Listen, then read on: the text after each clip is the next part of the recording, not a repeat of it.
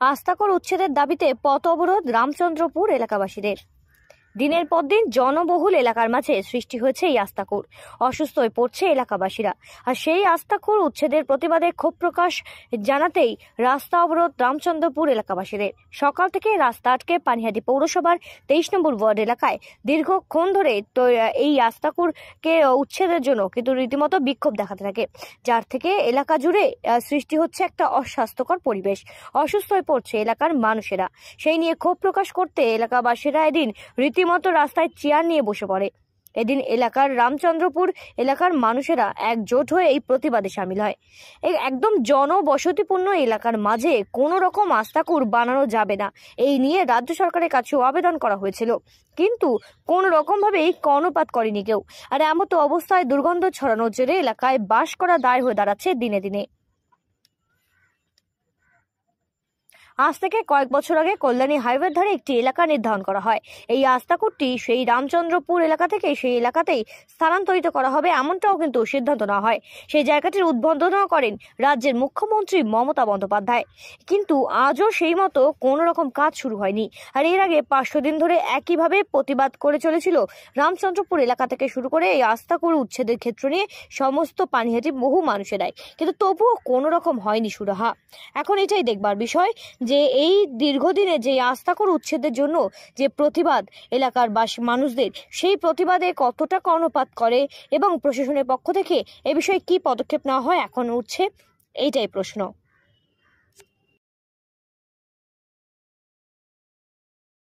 আমাদের আমার বাবা কাকা আমার জন্ম এই অঞ্চলে, সেই থেকে আমাদের এখানে ধাপা নিয়ে আমাদের এখানে আন্দোলন চলছে এবং গভর্নমেন্ট প্রতিবারই আমাদের নানা রকমভাবে আমাদের আশ্বাস দেন, এই মাসে উঠবো ওই মাসে উঠবো, উঠে যাবে এই বছর।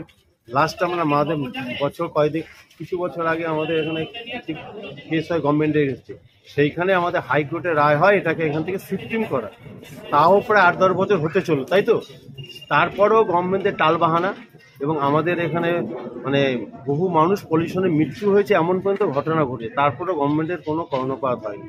আজকে আমাদের ছোট ছোট শিশুরা, আপনি যদি ঘরে ঘরে খোঁজ নেন, প্রতিটা শিশু দেখা যাবে অ্যাজমাইকেটিক চলে এসছে। তাই আমরা এখান থেকে চাই যত তাড়াতাড়ি সম্ভব আমাদের এই অঞ্চল থেকে ধাপায় স্থানান্তরিত হোক এবং মানুষকে সুস্থভাবে জীবনযাপন করার পরিকাঠামো গভর্নমেন্ট যেন করে দেয়। তাহলে আমরা গভর্নমেন্টের প্রতি কৃতজ্ঞতা অবশ্যই থাকবো, কিন্তু গভর্নমেন্ট সেটা করছে না এবং আমাদেরকে মরণের জায়গায় ঠেলে দিচ্ছে।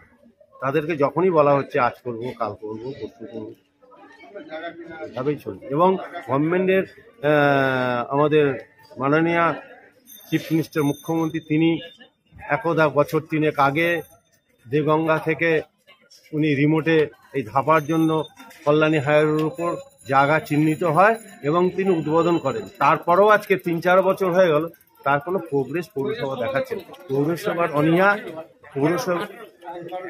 পৌরসভার অনীহার জন্য আজকে এই অবস্থা। আমরা চাই পৌরসভা তাড়াতাড়ি এর ইনিশিয়েটিভ নিক এবং এখান থেকে এটাকে স্থানান্তরিত করুক।